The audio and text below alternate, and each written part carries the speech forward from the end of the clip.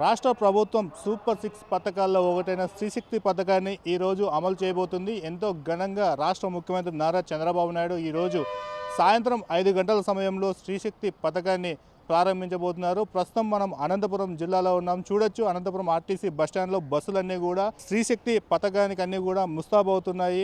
కడప జోనల్కి సంబంధించి మొత్తం జోన్ 4గా ఉన్న కడప జోనల్లో ప్రస్తుతం దాదాపు 4000 బస్సులు ఉండగా అందులో సుమారుగా 2200 బస్సులను శ్రీశక్తి పథకానికి ఉపయోగిస్తున్నారు. అయితే మొత్తంగా చూసుకోవచ్చు, ఒకసారి అనంతపురం ఆర్టీసీ బస్టాండ్లో ఉన్నాం. ప్రస్తుతం మనము మొత్తంగా పల్లె వెలుగు బస్సులు, అలాగే ఎక్స్ప్రెస్, పల్లె వెలుగు ఆల్ట్రా, అలాగే ఎక్స్ప్రెస్ ఆల్ట్రా, సిటీ ఆర్డినరీ బస్సులను రాష్ట్ర ప్రభుత్వం శ్రీశక్తి పథకానికి ఉపయోగిస్తుంది. జోన్ 4లో అయితే మాత్రం మొత్తం పల్లె వెలుగు బస్సులు, అలాగే ఎక్స్ప్రెస్ బస్సులు మనకి శ్రీశక్తి పథకానికి ఉపయోగిస్తున్నారు. ఇదే అంశం మీద మనతో మాట్లాడడానికి చైర్మన్ పూల నాగరాజు గారు ఉన్నారు. సార్ చెప్పండి, ఈరోజు ఎంతో ప్రతిష్టాత్మకంగా చేపట్టిన శ్రీశక్తి పథకం మహిళలకు ఉచిత బస్సు పథకాన్ని ప్రారంభిస్తున్నారు. అసలు ఈ పథకానికి ఎన్ని బస్సులు ఉపయోగిస్తున్నారు, ఏంటి అసలు? గౌరవ ముఖ్యమంత్రి గారు నారా చంద్రబాబు నాయుడు గారు సూపర్ 6 భాగంగా ఉచిత ప్రయాణ బస్సు సౌకర్యం శ్రీశక్తి అనే కార్యక్రమం ప్రవేశపెడతారు. ఈరోజు దాదాపు మా జోన్లో 4300 బస్సులు ఉంటే 3232 బస్సులు 74% బస్సులు శ్రీశక్తికి ఉపయోగించుకుంటాం. మంచి ప్రయాణం కావాలా, స్త్రీలు ఆర్థికంగా సౌలభ్యం చెందాలని గౌరవ ముఖ్యమంత్రి గారు ఈ కార్యక్రమం ఈరోజు ప్రవేశపెట్టడం చాలా సంతోషం. పక్క రాష్ట్రాలు తెలంగాణ రాయలసీమ కన్నా మెరుగైన సేవలు అందించాలని రాష్ట్ర ఆర్టీసీ యాజమాన్యం కూడా మేమందరూ కూడా 2-3 దఫాలు మీటింగ్ పెట్టుకోవడం అయింది. నేను కూడా ప్రతి జిల్లాకి తిరిగి మరి మరుగుదొడ్లు అయితేనేమి, తాగునీటి అయితేనేమి, బస్ స్టాండ్ పరిశుభ్రతల కూడా విషయాలు కూడా అన్నీ, మరి ప్రయాణికులు కూర్చోవడానికి కొత్త చైర్లు తెప్పించాం, ఫ్యాన్లు వేపించాం.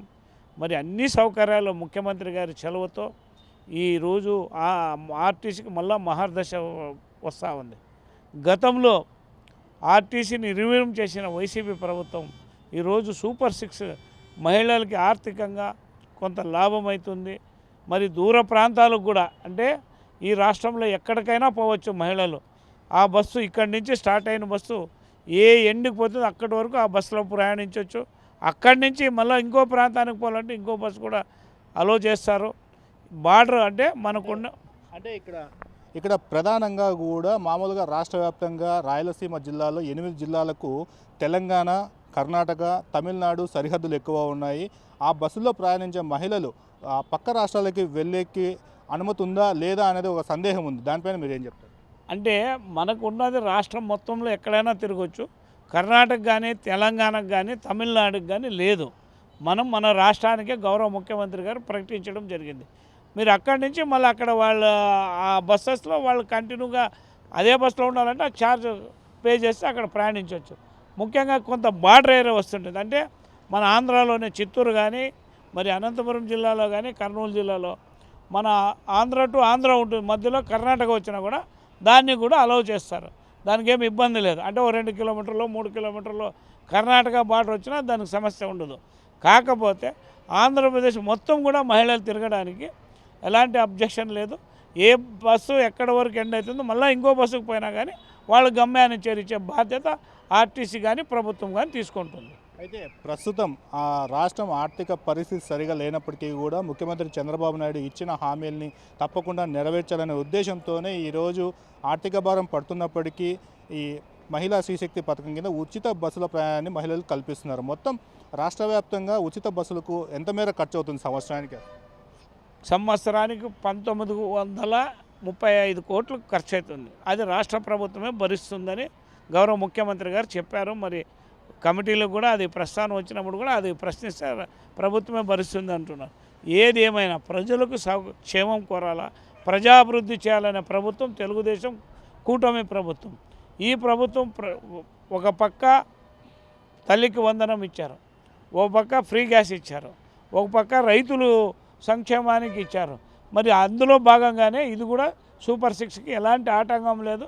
అన్ని అవకాశాలు కూడా మరి ఆర్టీసీ కూడా చర్యలు తీసుకోవడం అయింది. ఇది సూపర్ సక్సెస్ అవుతుంది.